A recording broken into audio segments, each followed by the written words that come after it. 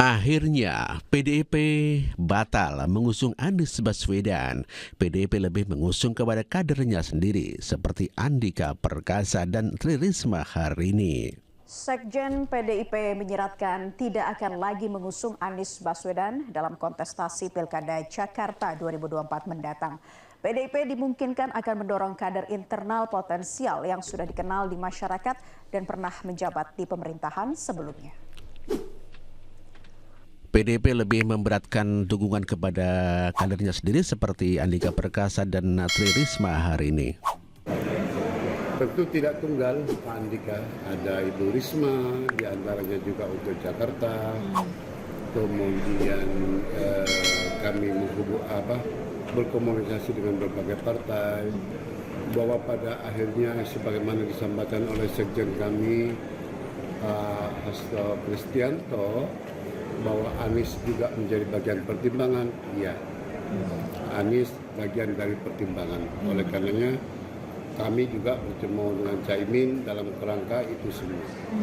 Mungkin nggak sih? Namun ini masih proses awal yang belum masuk rapat DPP dan belum dilaporkan kepada Ibu Ketua Umum.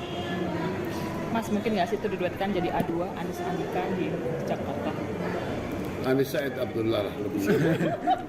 Anies Andika Mas, gimana? artinya kalau mendorong ke Pak Andika membuat poros ketiga ya, atau tetap condong ke Kalau dua poros? nanti kami bisa mengusung sendiri apakah Pak Andika ataukah Ibu Risma atau yang lain nanti, karena kami dalam rangka menginventarisir nama-nama, maka PDI Perjuangan jika bisa sendiri, tentu sendiri dalam konteks bekerja sama dengan partai lain dan memenuhi rukun iman jumlah kursinya untuk daftar 22 kursi, kami akan laju sendiri.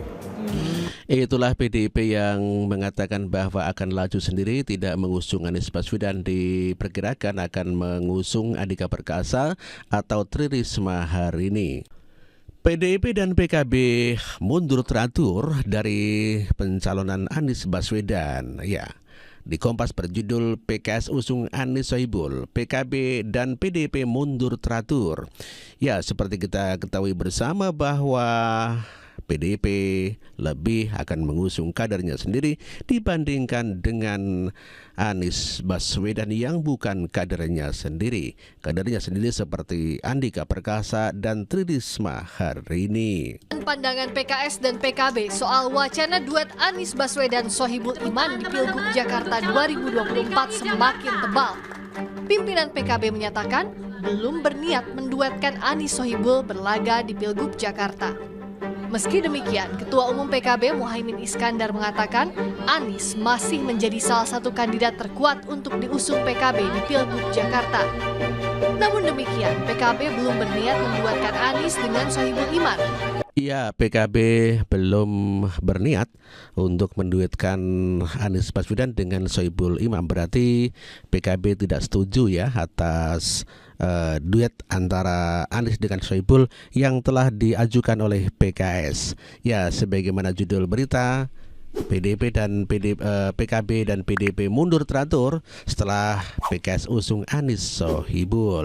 Sementara Puan Maharani lebih memilih Andika Perkasa sebagai calon gubernur Jakarta. Dalam radar PDI Perjuangan untuk kemudian ya kita cek dulu bagaimana penerimaannya di lapangan, apakah kemudian bisa diterima oleh semua partai lain, dan tentu saja komunikasi tetap kita upayakan dengan semua partai yang ada. Tapi Andika itu emang diprioritaskan ya? Dia menjadi salah satu nama yang kemudian kita coba untuk masukkan dalam salah satu calon.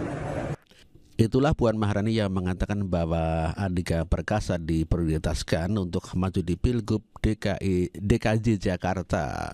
Ya, sementara Anies Baswedan disarankan menggandeng PDIP untuk melawan koalisi Indonesia Maju. Aduh, rame nih. Mantan Gubernur DKI Jakarta Anies Baswedan disarankan menggandeng PDI Perjuangan untuk memenangi Pilgub Jakarta 2024. Alasannya, partai berlambang banteng itu unggul di sejumlah wilayah yang sulit dikuasai Anies Baswedan. Sementara PDIP belum memutuskan untuk mengusung Anies Baswedan. Di Jakarta banyak nama yang beredar sebagai partai yang mendorong sistem kaderisasi secara sistemik. Tentu saja banyak kader yang siap dicalonkan. Ada Pak Pramono Anung, ada Pak Basuki Menteri PU misalnya, ada Pak Abdullah Asparanas, Pak Andika, Pak Charles Honoris, bahkan ada Pak Eriko juga yang tadi semangat mudanya juga luar biasa.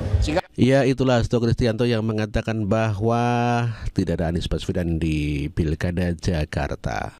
Puan Maharani juga menghormati keputusan PKS yang mengusung Anies Sohibul Imam Wiranu. Kita tetap berupaya untuk tetap melakukan komunikasi dengan semua partai, dan pasti setiap partai punya calon unggulan. Jadi ya kita tetap upayakan, kan waktunya masih lama, masih sampai akhir. Sementara PKS mengatakan akan mengancam alihkan dukungan jika calon wakil gubernurnya Anies adalah bukan kader dari PKS. Aduh, repot nih. Masa Anies mau jalan sendiri? Menduetkan itu setelah berdiskusi dengan beberapa pimpinan partai. Dan partai mana aja yang diajak berdiskusi? Ya, saya kira salah satunya Nasdem ya, dan kemudian kita juga sempat juga sounding dengan PKB, dan juga sebetulnya saat ini juga sudah mulai penjajakan ke PDIP dan juga teman-teman di KIM juga. Jadi bagi kami memang apa yang disampaikan oleh Pak Presiden PKS memang ini tidak ujuk-ujuk, tidak tiba-tiba gitu ya. Jadi ini sudah proses ya, di mana penjaringan dari bawah, kemudian kita komunikasi dan akhirnya kita deklarasikan. Waktunya kan sempit, kurang lebih 150 hari. Ketika kita ingin target kita menang, maka kita harus banyak berjuang dari saat ini, sehingga tidak lagi sudden death decision. Jadi kita ingin kebijakan siapa yang menjadi calon itu tidak mendekati pendaftaran sebagaimana dulu 2017 kita alami. Jadi bagi kami dari saat ini itu akan lebih baik ya, daripada nanti rakyat Jakarta seperti beli kucing dalam karung.